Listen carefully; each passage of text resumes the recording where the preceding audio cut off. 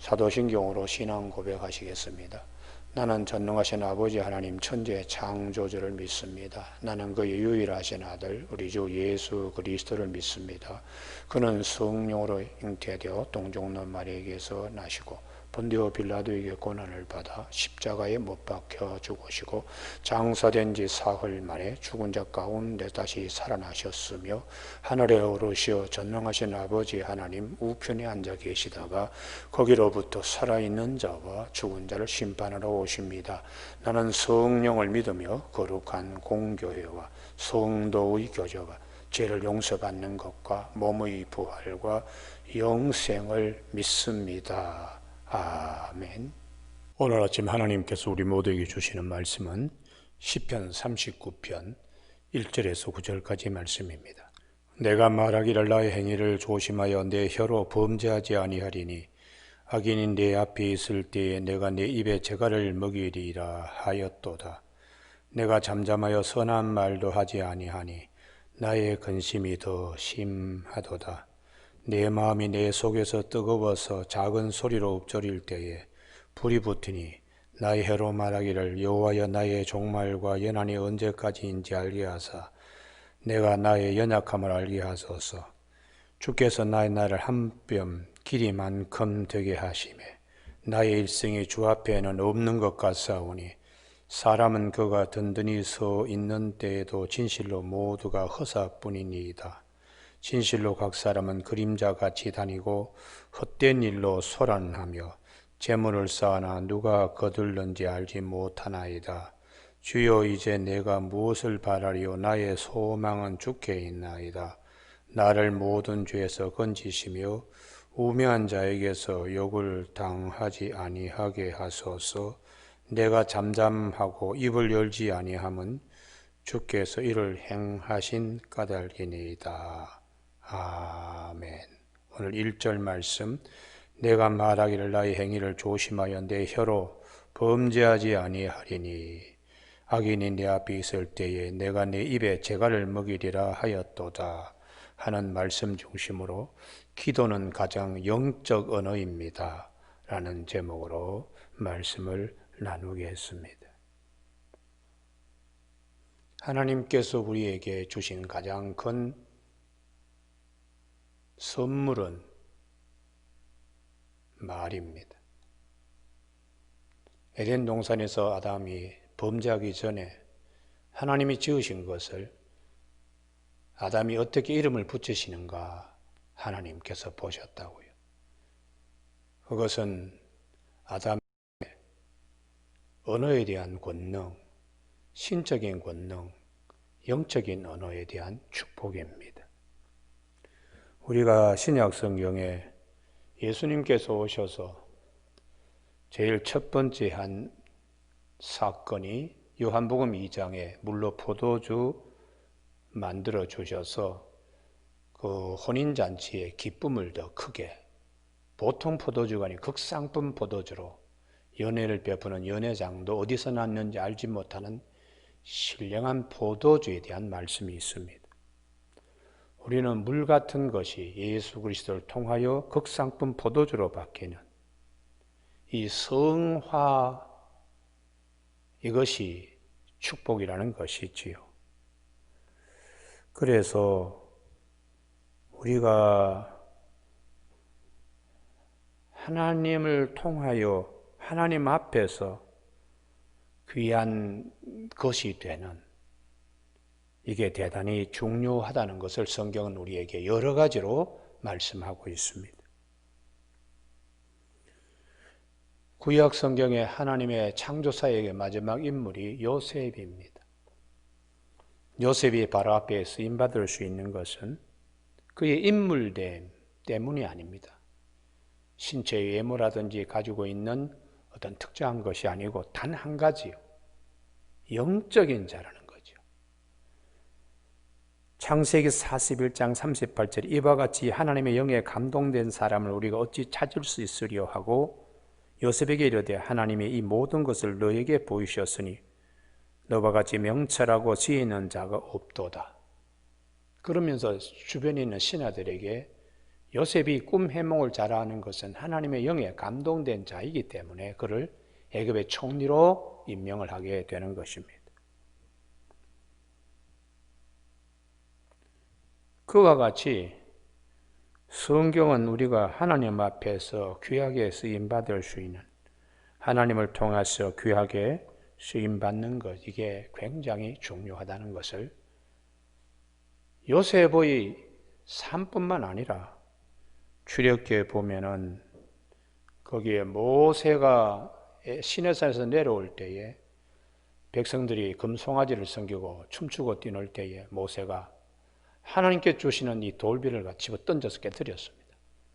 그래서 다시 그가 하나님 앞에 올라갈 때 하나님께서 돌비를 다듬어 가지고 올라오라고 그렇게 말씀을 하세요. 그래서 출애굽기 34장 1절에 여호와께서 모세에게 이르시되 너는 돌판 둘을 처음 것과 같이 다듬어 만들어 내가 깨뜨린 처음 판에 있던 말을 내가 그 판에 쓰리니. 모세의 십계명 돌비가 왜 귀한 것인가? 하나님 앞에서 새롭게 계명이 쓰여지는 돌판이었기 때문에 하나님의 법궤 속에 늘 이스라엘 백성들 가운데 사랑을 받게 되고 또 귀하게 여김을 받게 되었습니다. 이것은 같은 돌이라도 하나님 앞에서 어떻게 쓰임받고 영적 가치를 가지는가를 우리에게 일러주고 있습니다. 그래서 출애굽기에 또 하나 성막 건설인데 거기에 출애굽기 36장 19절에 해달의 가죽으로 그 윗덮개를 만들라. 같은 가죽인데도 백성들이 출애굽할 때에 신발을 만들기 위해서 가지고 나온 가죽이 예물로 드려짐으로 하나님의 거룩한 성막에 쓰임받는 성물이 되는 성화의 복입니다. 요셉이나 모세의 돌비나 성막에 해달의 가죽이 이르기까지 하나님 앞에 거룩히 쓰임받는 축복, 이걸 우리가 주목하라는 것이, 그와 같이 말도 언어도 하나님 앞에 쓰임받는 언어. 그래서 2021년도에 우리 영적으로 깊어지는데 우리 말이, 기도가 얼마나 신령한 것인가를 깨닫는 이 아침이 되기를 주님의 이름으로 축복합니다. 기도라는 것은 하나님 앞에 드리는 것입니다. 그렇게 같은 언어라도 언어를 성화시키는 영적인 언어가 되는, 이게 얼마나 중요한 것인가를 오늘 본문 다윗은 1절에서 내가 말하기를 나의 행위를 조심하여 내 혀로 범죄하지 아니하리니 악인이 내 앞에 있을 때 내가 내 입에 재갈을 먹이리다 하였도다. 하나님께 시편의 말씀을 올리면서 하나님, 저는 참 화나고 분노가 치밀어 오를 때도 제가 말 조심하겠습니다. 그리고 그렇게 한 것은 내 기도가 하나님 앞에 상달되기 위함이라는 것이죠. 7절에 주여 이제 내가 무엇을 바라리요 나의 소망은 주께 있나이다. 9절 내가 잠잠하고 입을 열지 아니함은 주께서 이를 행하신 까닭이니이다. 내 입에 파수꾼을 세우는 이유는 내 입에서 나가는 말이 기도가 되고 하나님께 영적 언어를 구사할 수 있게 하기 위하여 악인을 향하여 분을 터뜨리고 악한 말을 하지 않게 되었다는 것이. 그래서 시편 141편 2절에 나의 기도가 주의 앞에 분향함과 같이 되며, 영적 언어죠. 나의 손드는 것이 저녁 제사같이 되게 하옵소서. 여호와여 내 입에 파수꾼을 세우시고 내 입술의 문을 지키소서. 이유는 시편 139편 4절에 여호와여 내 혀의 말을 알지 못하는 것이 하나도 없으니이다.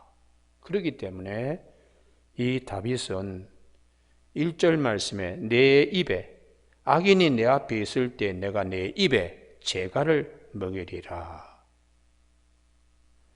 그래서 2절에 내가 잠잠하여 선한 말도 하지 아니하니, 말 굉장히 조심하는 것입니다.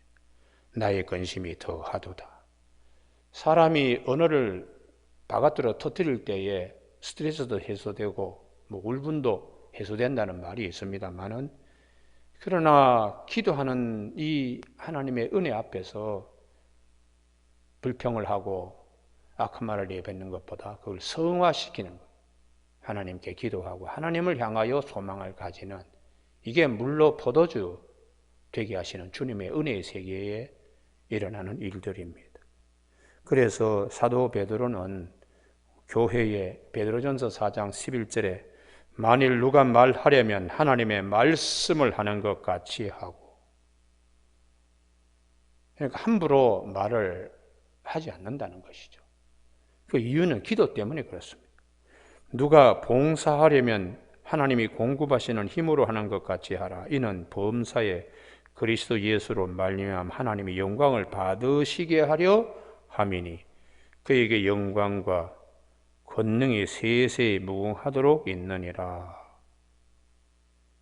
그래서 예수님께서 우리의 언어 생활에 대하여 요한복음 15장 7절에 기도가 얼마나 영적인 언어인가를 이렇게 말씀하셨습니다. 너희가 내 안에 거하고 내 말이 너희 안에 거하면, 말씀으로 연합된 사람, 말씀을 마음에 신호등처럼 모시고 있는 자, 내 말이 너희 안에 거하면 무엇인지 원하는 대로 구하라. 그의 입술에서 나오는 기도, 영적인 언어, 하나님께서 들으신다는 거예요. 무엇이든지 원하는 대로 구하라. 그리하면 이루리라. 이렇게 주님께서 말씀하셨습니다. 그래서 우리 그 영성가 가운데 몰리노스라고 하는 사람이 있는데, 영성 깊은 그리스도인이라는 책 속에 세 가지 침묵이라는 말을 하고 있습니다. 제일 첫 번째, 말의 침묵. 두 번째는 욕망의 침묵. 세 번째는 생각의 침묵. 말의 침묵은 사람을 완전하게 하고, 욕망의 침묵은 더욱더 완전하게 하며, 생각의 침묵은 가장 완전하게 하는 것이다. 그 이유는 우리 중심에 계시는 주님을 배울 수 있기 때문에 그렇다는 것이죠. 그래서 오늘 본문에 보면 3절, 내 마음이 내 속에서 뜨거워서 작은 소리로 읊조릴 때에 묵상하는 것이, 불이 붙으니 나의 혀로 말하기를 참아야 되니까, 욕망까지도 침묵시키고 잠재우고 생각까지도 잠재워야 되니까, 그 속에 불덩이처럼 그냥 그걸 잠재워야 되니까요. 그런데 여기 다윗은 4절에 여호와여 나의 종말과 연한이 언제까지인지 알게 하사 내가 나의 연약함을 알게 하소서. 인생 하나님이 주신 시간이 길지 않다는 것을 알게, 선을 행하기도 바쁜데 아까 늘 더불어 씨름할 수 있겠느냐, 그 말씀입니다. 그래서 모세가 시편 90편 4절에 우리 인생은 한밤의 경전 같다고, 그리고 그 시편에서 우리 사람의 연수가 70일과 강간하면 80일째라도 그 연수의 자랑은 수고와 슬픔뿐이다. 마치 그 날이 날아가는 화살 같다고 그렇게 고백하고 있습니다. 야고보 사도는 야고보 4장 14절에 너희 인생이 무엇이냐? 아침 안개 같다고 가르쳐주고 있습니다. 그래서 다윗도 5절에 주께서 나의 날을 한 뼘 길이만큼 되게 하심에, 우리 인생의 이 삶이 한 팔로 벌리는 시간도 아니고 손바닥에 있는 한 뼘의 길이만큼 짧다는 것이, 나의 일생이 주 앞에는 없는 것 같사오니, 온 우주 만물을 창조하시고 다스리는 하나님 앞에서는 우리 인생은 티끌처럼 서 있다가 가는 시간이라는 거예요. 사람은 그가 든든히 서 있는 때에도 진실로 모두가 허사뿐이다.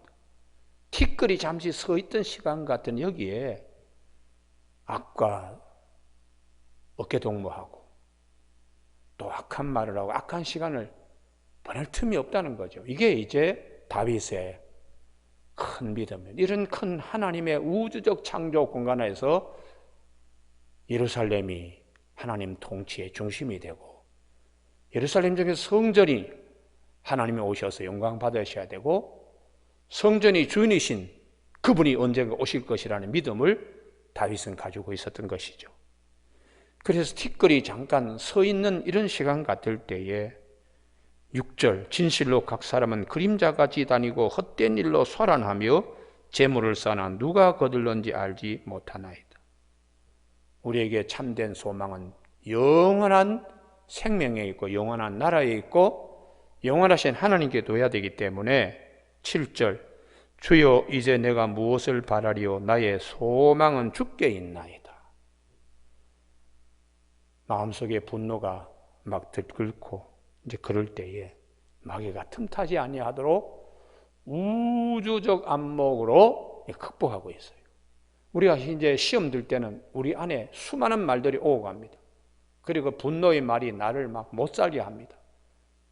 그래서 사도 바울은 에베소 4장 26절에 분을 품지만 해가 지도록 품지 말고 마귀에게 틈을 두지 말라고 에베소 4장 27절에서 말씀하고 있어요. 우리는 야고보 사도가 하나님이 우리에게 주신 은혜는 기도하면 이루어 주신다. 그래서 너희가 얻지 못하면 구하지 아니하기 때문이요 라고 야고보 4장 2절에서 말씀하시면서 야고보 3장에서 집중적으로 말에 대한 조심과 영적 언어 사용을 우리에게 교훈하고 있습니다. 그래서 야고보 3장 10절에 한 입에서 찬송과 저주가 나오면 안 된다는 것이에요. 내 형제들아 이것이 마땅하지 아니하도다.